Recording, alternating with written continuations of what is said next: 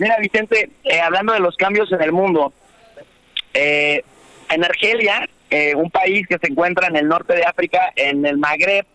y que es un país clave, gigantesco, Vicente, que fue 130 años protectorado de Francia, y que es clave para la estabilidad política e incluso militar del mar Mediterráneo, la parte del Mediterráneo Sur. Desde febrero se levantó una turba, una muchedumbre gigantesca, sobre todo de jóvenes apoyándose en las redes sociales, lo que estamos hablando hoy en día, las benditas redes sociales, y provocaron manifestaciones que paralizaron el país para exigir la renuncia del presidente Abdelaziz Bouteflika, que es prácticamente presidente desde 1999, quien ya a sus 82 años de edad, porque el señor nació en 1932, ya el señor se quería reelegir, Vicente, por quinta ocasión. Allá en Argelia le contamos a la gente que los mandatos son de 5 años y se puede reelegir el gobierno. Y este señor intentaba reelegirse, pero se la pasó enfermo las últimas 2 semanas en Suiza. Al regresar, la gente dijo, no más. Él quiso suspender las elecciones y no participaba él. Y la junta militar, en este caso el jefe del ejército, Ahmed Gaid Salah, le propuso a la gente para que se calmara porque no los podían contener, que efectivamente iban a inhabilitar al presidente y que no se iba, digamos, a reelegir. Te cuento que esto es inédito y es súper complejo porque Abdelaziz Bouteflika representa el último bastión de un partido que se llama el Frente de Liberación Nacional, que fue clave en la guerra de liberación de Francia. Es decir, entre 1956 y el 62, este partido con Ben Bella a la cabeza, y este señor Bouteflika era el alumno, el discípulo mayor o el más consentido de Ben Bella, expulsaron al ejército francés y desde entonces quedaron con el poder. Entonces este señor es el último bastión desde 1999 a la fecha de gobierno, y parecía que no había cambios impensables en Argelia, y entonces hasta en Argelia, en donde se pensaba que al ser un héroe de guerra y al ser parte de ese grupo de históricos argelinos que le dieron libertad a Argelia y que luego se quedaron con Argelia, no iba a caer, pues cayó y ya anunciaron su renuncia para el 28 de abril, en unos días. Y por otro lado, querido Vicente, en ese mismo orden de ideas de los cambios que estamos atestiguando en el mundo, otro presidente que cae por allá en África, pero ahora del otro lado de África, en Sudán, que fue muchos años parte de Egipto, pues la junta militar también de ese país depone a Omar al-Bashir, pues que están respondiendo a las exigencias de las calles, de que ya querían deponer a un dictador que llevaba 30 años en el poder, al cual además se le acusa de haber empobrecido a la población sudanesa estratégicamente, al grado de que provocó Omar al-Bashir en Sudán la separación de la Sudán que no era árabe, porque, digamos, para tu audiencia, Sudán pues tiene muchas etnias, pero en el sur, la parte de Darfur, es una zona de negros animistas que no necesariamente son de etnia árabe, pero justamente en el 2003 hubo un genocidio de los árabes en contra de los negros animistas, lo que se conoce como el genocidio de Darfur, y en el 2011 se separa esa región y se crea Sudán del Sur. Entonces, Sudán del Norte, o Sudán, que tiene la capital de Jartum, a la cabeza de este señor Omar al-Bashir, pues ha sido repudiada en los medios de comunicación históricamente, primero porque no se pueden deshacer de este dictador, y segundo porque Estados Unidos desde 1993 tenía en la lista de países que apoyaban el terrorismo a Sudán, pero justamente tenían en la mira a Omar al-Bashir, al que le acusaron en el 2003, te digo, de haber hecho genocidio en contra de los negros de Darfur. Entonces también es increíble que haya caído porque pues son dos personajes, tanto Bouteflika como Omar al-Bashir de Sudán, que se pensaba inamovibles, y bueno, entre que su edad les está ganando, las redes sociales que han ayudado mucho a las manifestaciones en las calles, han impulsado desde abajo movilizaciones increíbles, pues hasta las juntas de gobierno de ambos países militares han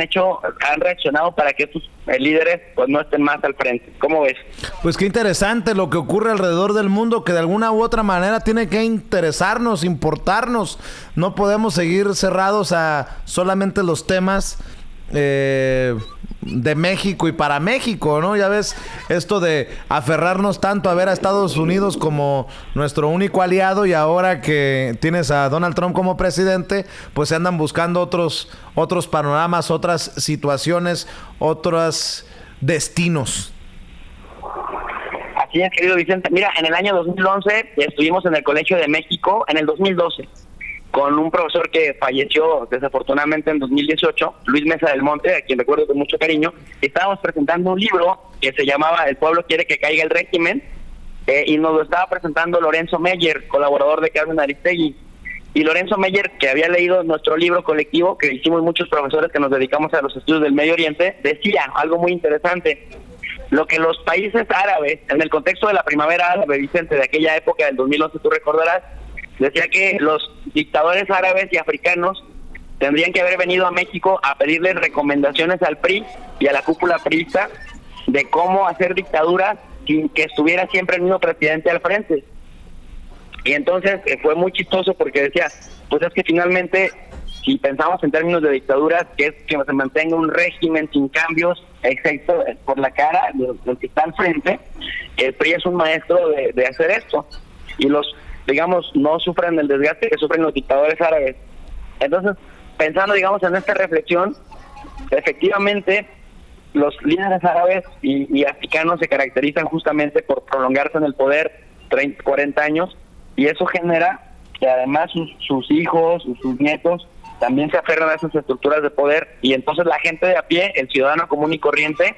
se sienta acorralado y cada vez más pierde la esperanza de que vienen cambios estructurales. Afortunadamente, tanto allá como acá se dieron los cambios,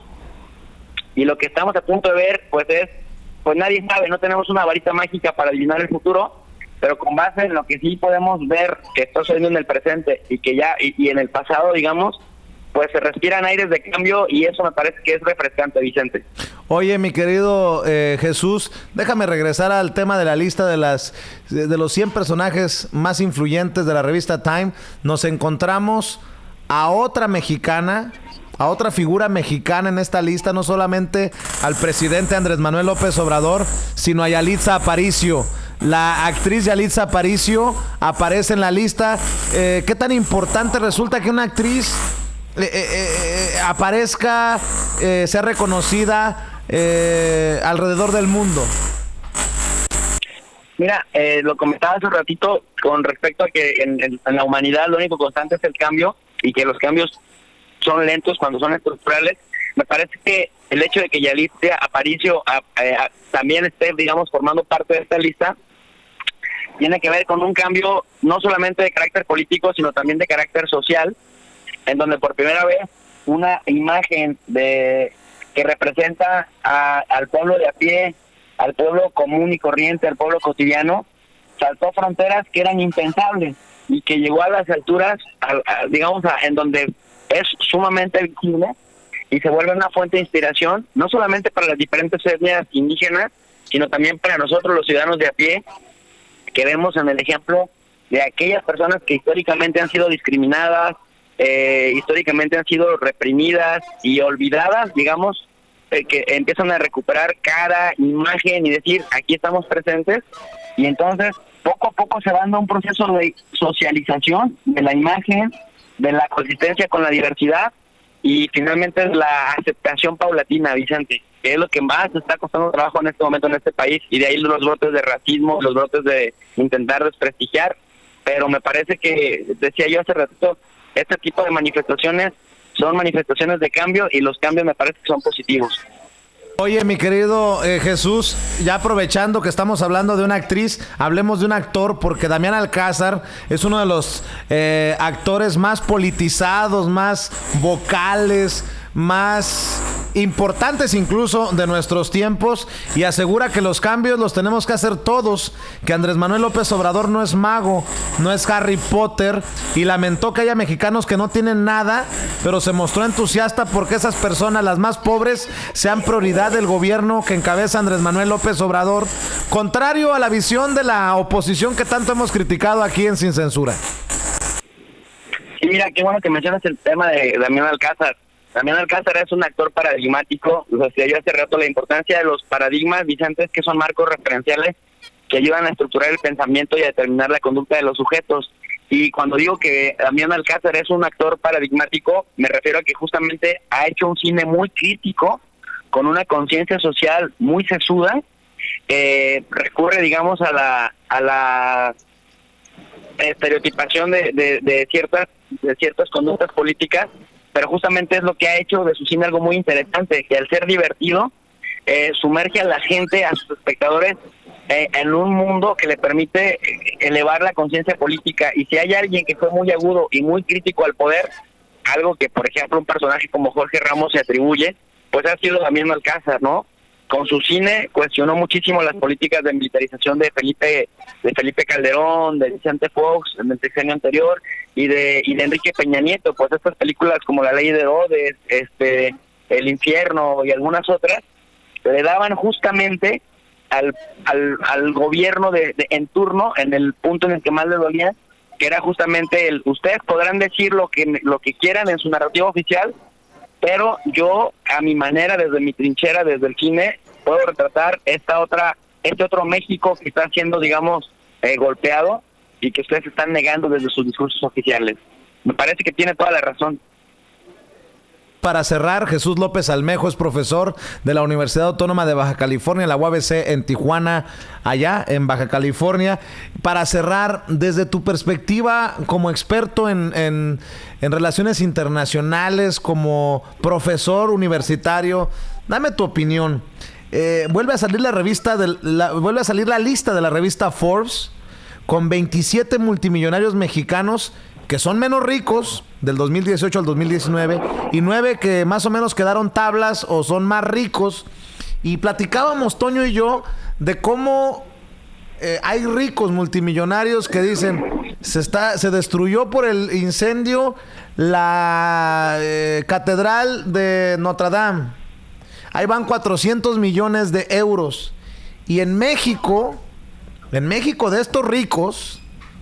pues no, al menos que me corrijan y me den datos, pues no tenemos un compromiso para por lo menos construir escuelas, construir lo más urgente, lo básico para los más desprotegidos. ¿Por qué no hemos avanzado, no hemos llegado a ese nivel nosotros en México, como estos multimillonarios que ven que se destruye una catedral y aportan? ¿O cómo lo entiendes en el México, a México, sus millonarios en el mundo, en el mundo globalizado? Y mira, hay un autor muy interesante que se llama Roderick Camp, que hablaba de las élites, allá por los años 90, de las élites políticas y de las élites mexicanas también en general, y que hablaba cuestionaba que el problema era, primero, que nuestras élites se habían hecho élites por herencia.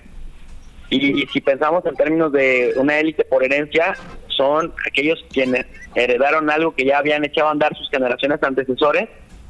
que respondían a otras épocas en donde se creía que había gente que era superior a los demás.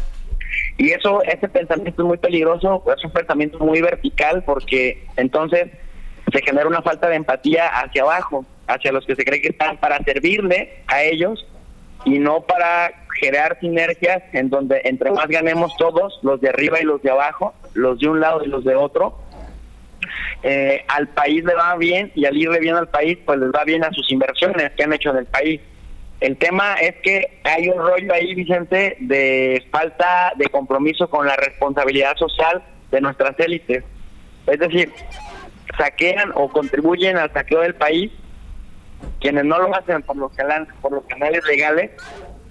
pero no retribuyen. Y por ejemplo, pues está el caso de la Comercial Mexicana, ¿no? En tiempos pasados, cuando sacaba dinero del país, o algunos otros empresarios, en cuanto se anunciaba que venía por ahí una crisis, en lugar de respaldar, digamos, o de mantener la credibilidad del país, empezaban a hacer golondrinos sus capitales y los sacaban. Y eso generaba que se vinieran las crisis adelante. Entonces, me parece que si comparáramos las élites de algunos países con las élites del nuestro, yo diría que hay una ausencia de responsabilidad social, de regresarle a México lo que México hace por ellos, y de empezar a cambiar esta mentalidad de decir, los de abajo están para servirnos a nosotros, y no nosotros, a partir de nuestro liderazgo económico, ponerlo al servicio de la nación para crear sinergias en donde todos ganemos. porque si los de abajo son fuertes, los del medio son fuertes y los de arriba seguimos siendo súper fuertes. La idea es que no, me parece que no hay todavía este cambio de paradigma en cómo las élites nos ven a nosotros. Pues te agradezco mucho, Jesús López Almejo. Como siempre es muy interesante, fascinante platicar de esos temas contigo y apreciamos mucho tus comentarios, tus opiniones sin censura. De hecho, de los videos más vistos en las últimas semanas son los análisis que haces para este espacio libre como el viento, y te agradezco que además le estés dando su espacio a las redes sociales. Te veo muy activo. ¿Quieres compartir la información de las redes sociales para que la gente también te siga, Jesús? Claro que sí, Vicente. Y antes que nada, pues déjame reiterarte mi agradecimiento por el espacio que nos brindas a los académicos, personalmente a mí, porque finalmente eso nos hace crear sinergias de colaboración. A ti desde tu trinchera honesta, objetiva, cuestionadora desde el periodismo, a mí me permites hablarle a un público más amplio que el que yo puedo tener de manera natural en las aulas, en la universidad, y eso es muy enriquecedor, Vicente, porque entonces hacemos o contrastamos, ponemos, digamos, a prueba estos modelos teóricos que corremos en las universidades con la realidad, y también nos pones otro reto muy grande, que es el tratar de, no de simplificar, pero sí el tratar de encontrar los conceptos y los argumentos más adecuados que la audiencia pueda, digamos, entender y asimilar, que no necesariamente, por no estar familiarizados con nuestro lenguaje, no necesariamente tendrían que. Entonces, para los académicos es un reto tratar de quitar lo abstracto, ¿no?, de las interpretaciones, y yo la verdad es que te agradezco, porque además la manera que tienes de conducir las entrevistas pues, se facilita, nos permite. Y justamente en ese contexto, efectivamente, voy a empezar a hacer más, digamos, pública, por lo menos la cuenta de Twitter, que es @JJ López_Almejo, en donde pues seguiremos utilizándola como plataforma para compartir ahí reflexiones, Vicente. @JJ, 2 Jotas, López_Almejo, @JJ López_Almejo en Twitter, para que siga al buen Jesús López Almejo, profesor de la UABC. Te mando un abrazo, Jesús. Un abrazo, querido Vicente. Saludos a Sin Censura. Hasta pronto. Gracias. Vámonos a la pausa comercial.